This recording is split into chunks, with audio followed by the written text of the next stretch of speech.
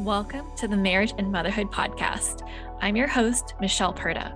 I'm a life and marriage coach for moms, wife, mom of 3, and I'm also an Aries, and for my fellow human design nerds, a sacral manifesting generator.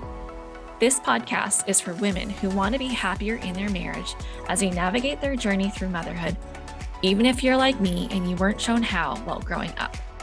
Inside, we're going to be talking about breaking generational cycles when it comes to how to handle conflict in healthy ways, redefining motherhood your way, and prioritizing your well-being, because here, we believe that women don't have to sacrifice their happiness to be a great mom. And a quick note to mamas listening with kids around, you may want to pop your earbuds in because nothing is left unsaid on this show, which means there may be times where something I say isn't meant for little ears. Are you ready? Let's dive in. Hello. Welcome back to another episode of the Marriage and Motherhood podcast. I'm so excited to be back at my desk today. It has been 2 weeks of winter break with my kids, and my kids are finally back in school. And I just am so happy to be back to my normal routine. So happy New Year. I hope you had an amazing holiday break. For those who have kids that are in school, I am celebrating with you because it has been a long 2 weeks. I love my kids. We had a lot of fun together. It rained a lot of the time, but boy, am I glad to not have to mediate between siblings fighting over stuff and constantly getting snacks or meals ready for them. And we actually even had an eventful break because my daughter ended up at the ER while we were playing. She busted open her chin. She's okay. Thankfully, she didn't need stitches. She just had to get it glued shut. And she acted like everything was fine as soon as they finished. So it happened really smoothly, and I'm glad she's okay. But I'm really glad they're back in school. I'm so glad they're back in school. Other than all the extra time with the kids, I had a pretty good 2 weeks. I had a lot of family time with Christmas and New Year's Eve and New Year's. And then it was my oldest son's 13th birthday. So we had a lot of family time with our own immediate family, as well as, my parents and my cousins and my siblings and their families. And it was a really nice time. I really love this time of year because it means a lot of bonding time with them, a lot of game nights and stuff. So anyway, I hope your break was as enjoyable and hopefully less stressful than other years. And I wanted to talk to you about what we all kind of look forward to when we got married. When we said, yeah, I want to marry you. Yes, I will commit to you. Yes, I want to build a life with you. Right? And that's building a marriage that's fun and passionate and supportive, everything that you dreamed of. And now that you are likely pretty far into, the honeymoon phase, you've probably passed that period. You have kids now, and maybe things haven't quite panned out like how you were hoping for. Maybe things aren't fun.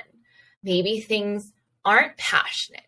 Maybe you're feeling like you're not really getting the support that you've been wanting and needing. This here is about how you can get back on track and start seeing those changes and experiencing that marriage that you once dreamt of, that you once saw, and that led you to say yes, to say I do with your spouse, okay? Because when we get married, we do it out of excitement, right? It's something that we imagine will add to our life. We can see our future. It looks bright. We're really looking forward to it. Maybe you're even high off of love and all you want to do is feel this way forever, right? You want to see this person all the time. You want to hang out with them. You want to build memories. You want to start a family and expand and just have those moments at home where everybody's laughing, you're all hugging and having fun, and your marriage is still going strong while you're raising kids, right? You want to feel like you're friends who really enjoy each other's company, lovers who have a passionate sex life, and partners who truly have each other's back. But as you have lived, once you have kids, that pretty much all gets challenged, every aspect of it, right? We thought we were busy back then before kids, but now that you have kids, you really know what it means to be busy, right? It's constantly having to do things while also trying to remember to cover our own basic needs, like eating, taking a shower, going to the bathroom, and getting sleep. And what about hobbies? Like, what are hobbies, right? Like, after becoming a mom, oftentimes our kids become our hobbies, and things that we once were able to dedicate our time and energy to that really brought us to life get put on the back burner because time, energy, right? All of that gets put into raising kids. And what about our marriage? Right? We assume it'll be fine while we navigate this challenging newness of being parents, of raising kids, of doing something that we've never done before, right? We will always be first-time parents to a new stage, right? Like, this is my first time being a parent to a 13-year-old. This is my first time being a parent to 3 kids at the different ages and stages of development that they're in. So it's just constantly staying on top of things, or attempting to, while also trying to figure out what our lives are going to look like, how we feel, and everything else around it, right? Taking care of the home, our careers, our marriage, our parents that are getting older and older, our friends, and all the different relationships that we have, right? Life gets busier after you become parents. And it gets to this point in our marriage where it becomes a season of surviving rather than thriving.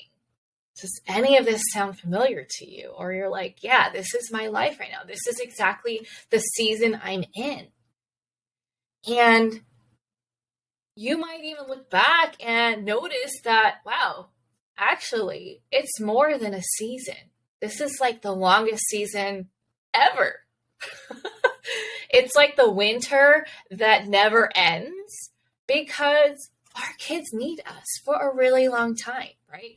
Like, as they get older, they might need less of us, but what we're doing for them, the responsibility required of us evolves, right? It goes from physically having them depend on us to less so, but then mentally depending on us, helping them grow and guide them to becoming that, kind human being that's productive and like a good friend, a good whatever, fill in the blank, for their future, because we want to set them up for success, right? And if you're being real with yourself, your marriage is probably not even set on the back burner. We often say, like, yeah, that gets put in the back burner, but it's probably not even there. It's in the freezer, right? Your marriage has probably been put on the freezer. And if you really take a look at it, you can see the frost building up, right? You can see it forming. You can see the little crystals, and it's like, oh, it's in there for a while. I should probably get to that, right? And I actually thought of that because, I often get meat from Costco in bulk. And so I will cook some of it, and then I will vacuum seal the rest of it and throw it in the freezer. And a really clear sign of like, oh, it's been there for a while is when you start to see those ice crystals form, right? And That's true for your marriage too. There are definitely signs of those ice crystals forming. It's when you feel more like you're doing life in parallel, not really having fun together anymore. You don't have inside jokes together anymore. You are just strictly business, right? And when we stay in this frame of mind of let's just get through this, let's raise these kids, we don't really have time for us, we're both tired, let's try another day, let's try another day, and then that day doesn't ever come, how can you create a marriage that's full of fun, passion, and support? This is usually how it goes for a lot of couples. Like, this is something I hear a lot from people who come to me wanting my help to help them improve their marriage. They're like, well, I don't have time for that. I just feel so overwhelmed. I have anxiety from becoming a mom. I am too busy. I don't have energy. I'm too tired, whatever, right? Like, that's understandable. And I have been there as well, right? Like, when I first became a mom, I was so hyper focused on what I needed to do to be my best self as a mom. Not be my best self as a woman, but be my best self as a mom, right? And what I thought that looked like was tending to my kids' every need, which meant having a lot of questions just fill my mind all day long, right? From the very beginning, it was like, when does the baby need to nap again? Why is the baby crying? When do they need to eat again? Are they healthy? Are they meeting their developmental milestones? Am I doing what I can do to help them be their best self, right? And even as the kids get older, you're like, okay, are they doing well in school? What do I need to do to help them do better in school? Are they being nice to their friends? Are they keeping themselves safe? Do they know to not talk to strangers or to be cautious, right? All of that can really lead to a lot of energy being diverted away from the marriage on top of responsibilities, right? Like work, like the house, like finances, like everything that is required to adult, right? However, when you think about it, this does not set us up to have a marriage that's fun, passionate, and supportive, right? But here's the thing, your relationship, I hope, used to be all of those things. It used to be fun. It used to be passionate. It used to be supportive, where you're like, yeah, I love this. I love us. And I want to build a life with you, right? But instead, it devolved into being a relationship between roommates who co-parent, people who coexist in the same space and work together to raise kids, but seem to have nothing else going for them other than those two things, right?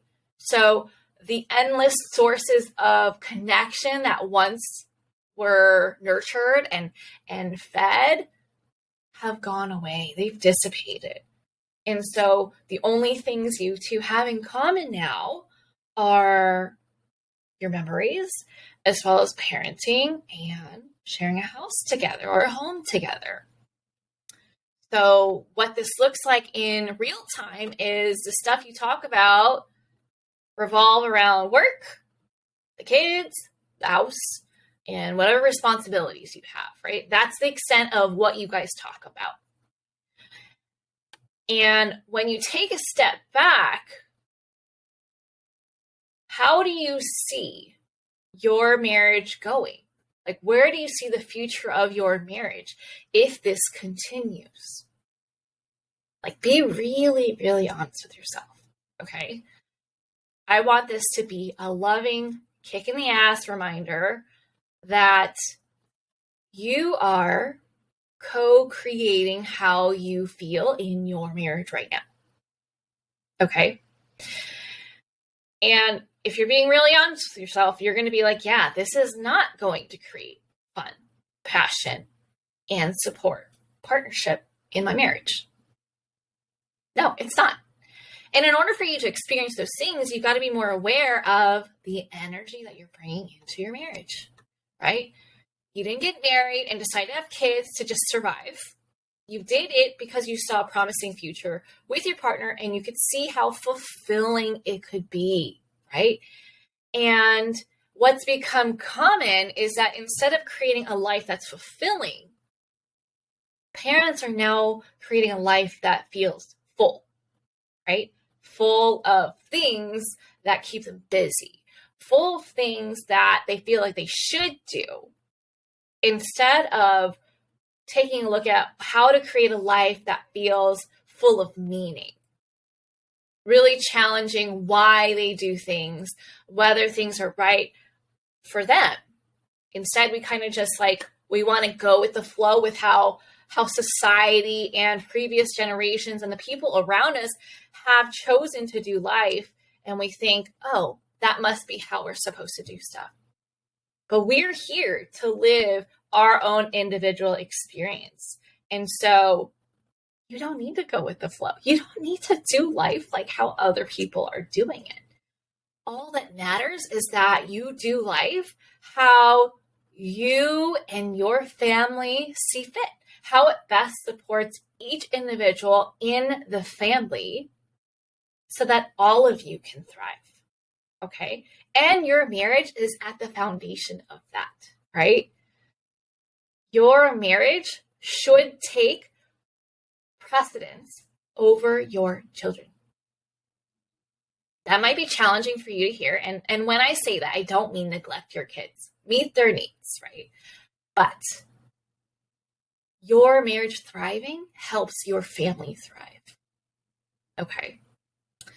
Now, yes, you're likely overwhelmed, overtired, and I get it, right? This is the cycle of being parents. We go through it over and over and over again. And it requires us to continuously kind of refresh things, to take a step back and reflect.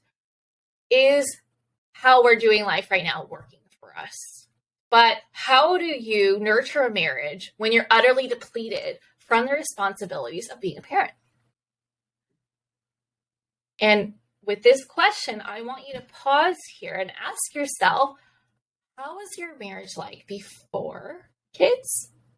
And how is it now after kids? How are you different compared to before you had kids? How about your spouse? When we're tired and burned out, we're a lot more likely to run into miscommunications that turn into fights. We're less patient, we're less spontaneous, we're less silly, we're just less of a lot of everything that we used to be before kids. And I'm not saying blame the kids, although adding them into our lives does change a lot. However, what I noticed happening is that instead of trying to figure out how we can still bring in those aspects into the relationship, a lot of women out there are just closing that door of their old self until they feel like they have a better handle of motherhood, that their kids are more independent, right? That they're more self-sufficient. There's this expectation of, oh, once blank and blank happen, then I can redirect my energy into my marriage. When this and this happens, I can then pick up my hobbies again. When this and this happens, right? However, in the meantime, while you're waiting for this magical moment where it seems like everything is easier, which by the way, it just changes. I wouldn't say that things get easier. I would say certain aspects get easier, but then other aspects become more challenging. So it's just, parenthood is just hard, okay? It is just challenging.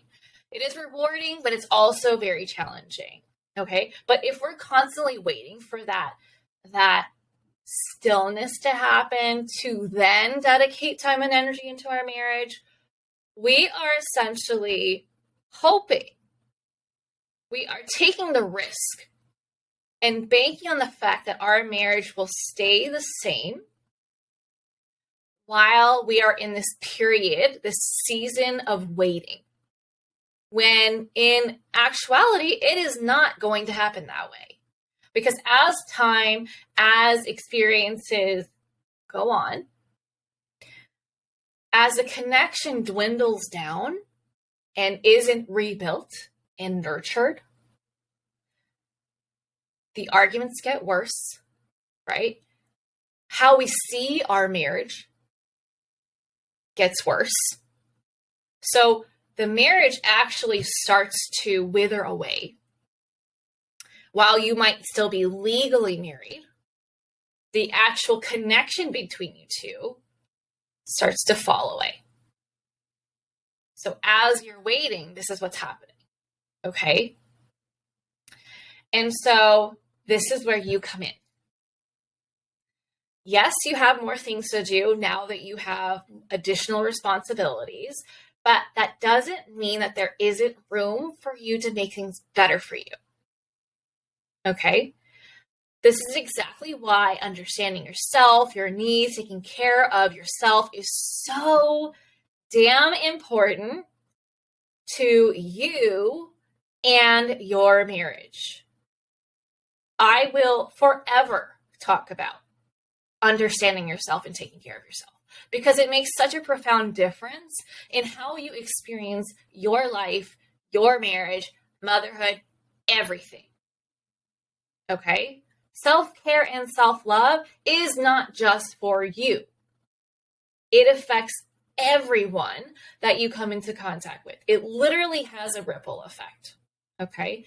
In other words, take responsibility for the energy that you bring wherever you go. We all influence each other with the energy that we bring. Okay, for example, if we come in hot with our kids, like yelling at them, interrupting what they're saying, silencing them, etc., they're going to meet us with resistance, with tantrums, and with older kids, attitude, and not wanting to be around you, disconnect, making poor decisions because they want attention, right? They're acting out, right? However, on the flip side, if you come in with willingness to listen and understand their perspective and offer compassion to meet them where they're at, holding a safe space for all their big feelings without making it a me versus you issue, the conversation tends to go a lot more smoothly. The connection stays intact and probably even strengthens, right? And so when it comes to our marriage, same thing. If you're coming in only talking about business and logistics and seriousness, that's going to suck the joy out of the relationship. Or if you come into an argument with like, I'm right, you messed up, you need to correct this, I need you to apologize, you need to own up to what you did kind of perspective, then they're only going to put their walls up and feel the need to protect themselves from you attacking them. The energy you bring into the relationship could be the difference between your partner wanting to retreat into their own space to avoid the negativity and challenging times, right? Just overall being avoidant, or being ready and willing and maybe even eager to build a stronger and better relationship with you. This has been the biggest lesson for me personally in my marriage. Even if I'm upset or burnt out, I have to take responsibility over the energy I'm bringing with me. It's my responsibility to deal with it. If I need to go calm myself down to regulate my nervous system, then I got to go do that. If I'm constantly cranky because life is chaotic and overwhelming, then I need to either change how I'm doing things or speak up to get some support. It is up to me, just like it is up to you and your spouse. It's harmful to let our emotions spill all over our loved ones all the time because we're unhappy. If you're unhappy, only you can do something about it, right? I very much did not do this in the past. I thought that if I was unhappy, it was my significant other's responsibility to fix it. So I would visibly show them that I was unhappy and just kind of wait there until they fixed it. But guess what? It didn't work. Nothing they said or did sustainably helped me be happier. Because happiness is an inside job. And I'm sure you've heard that phrase before. And there's a reason why it's a popular phrase, because it's true. Okay? It's not up to other people to fix you. It's up to you to figure out what your feelings are telling you that you need to repair or change so that you can experience life more positively and resiliently. Our emotions are literally here to teach us more about what we need, right? Whether it's perspective shift, whether it's asking for support, whether it's to slow down, right? Maybe it means not having certain people in your life or understanding them better, changing something. It's a signal to change something, whether it's you or having a conversation, it's something, okay? Now, this isn't about spiritual bypassing, as in convincing yourself to be happy when you're clearly not. That helps nothing, okay? Like, you can do that temporarily if you need to, like, perform in some way, whether you have a presentation at work or you got to get it together for something, but temporarily, okay? This is not a fake it till you make it kind of thing, okay? Because if you do that, you're essentially just avoiding your issues, and they're going to come back stronger, full force to bite you in the ass. That's just how it works, because you haven't learned. You're continuing to do life how you've always done, and it's just going to continue feeling more and more challenging, okay? It's about dealing with your shit so that you can move forward instead of letting it continue to negatively impact other areas of your life and create more dissatisfaction. And yes, it takes work. You've got to prioritize understanding yourself, start being transparent and vulnerable, take care of yourself, right? And take your responsibility is ultimately what will help you create that depth that you're looking for in your marriage while you're raising kids. You'll have a closeness with your spouse that you never thought possible. Like, I've been married now, I think this year, it'll be 9 years that we've been married this year in June. And our marriage is still becoming better and better, right? We are still growing with each other. There's still moments where I'm like, oh my gosh, I never thought that I could feel even closer to you. And now I do, right? You'll have more fun because the trust and safety you two have built through connecting has created a strong foundation. You'll know how to be there for each other because the communication is there, and you're becoming more aware and attuned to how each of you work and what you need, right? Not to say that you can stop communicating because they can read your mind better, but they probably have a better idea when they have the capacity to know what you need, right? And when you get to know yourself really well, so well that you understand your emotions, you know how to navigate them and what you need and how to communicate and all your patterns and what they mean, you'll be able to change how you experience your marriage, right? You'll be able to feel proud of how you're showing up, the energy that you're bringing. And you can have the kind of marriage that you've been dreaming of, as opposed to acting out whenever you get upset and then regretting how you behaved. Or sometimes maybe you don't regret it, but it negatively impacts how your spouse is reacting to you because it's not productive. It's not supportive. It doesn't support the marriage or the type of marriage that you want to create for yourself. It's very much sabotaging it, right? We all have those behaviors, those patterns. It's a matter of being aware of, what are these patterns? Why do I do them? Okay. And this is a huge part of the coaching journey that I take my clients on. Learning to understand yourself, taking responsibility over yourself, and showing up in ways that will support the growth of you as a person, your marriage, and doing it in a way that feels genuine to you, not feeling like you're being a doormat, that you're waving the white flag and you're like, fine, I guess I'll do it. But rather like, no, I see the value of doing this. And I'm experiencing the positive impact that it's having on me. So I'm going to keep going with this. Okay. So much of what I witness in other couples is a lot of self-preservation going on.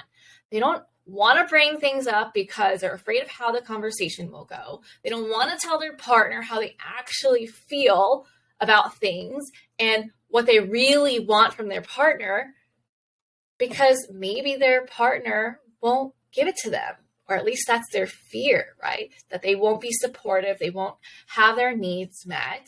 And so they keep their conversations more on that combative level rather than being transparent, being vulnerable, and really speaking their truth from their heart, right? But what if we all just take responsibility over ourselves and be more unapologetic and vulnerable about who we are and what we need, right? Even if your spouse doesn't seem to be doing any of these things right now, the good thing is that it only takes one person to kick this off. It only takes one person to lead this change.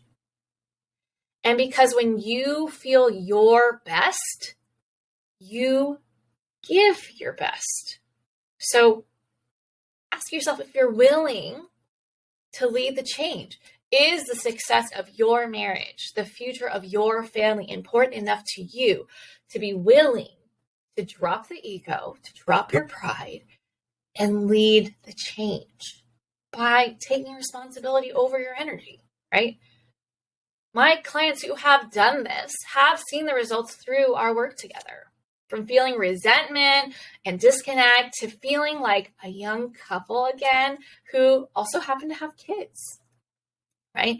Instead of being roommates who also have kids. What if you could be in love, have fun, have a passionate sex life, and be really amazing partners together who also co-parent together, right? And I want this for you, and this is so very possible for you, but you need to start taking responsibility over the energy that you bring with you, okay? This is not about well, I did this because they did that, right? That is only going to continue having your relationship take steps backwards.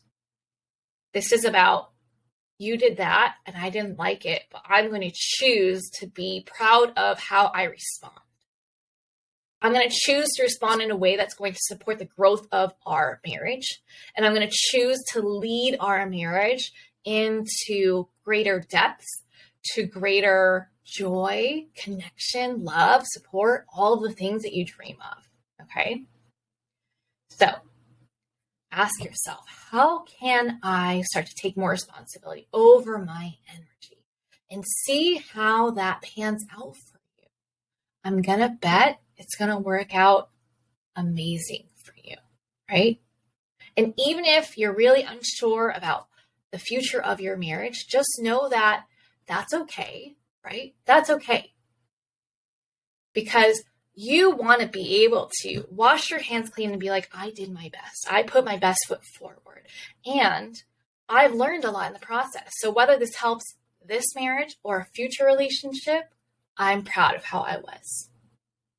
All right. Well, that's all I have for you today. If you are wanting help with this, let me know. Reach out to me. Let's talk about how I can support you through coaching. And I hope this start of January is a good one for you and that you're able to really see progress in your marriage so that it could be one less thing for you to worry about in life, because we've got enough, right? We've got enough. All right. I will see you back here next week. Bye. Thank you so much for listening to the Marriage and Motherhood podcast. I hope that this episode helped you deepen your relationship with your husband and, more importantly, with yourself.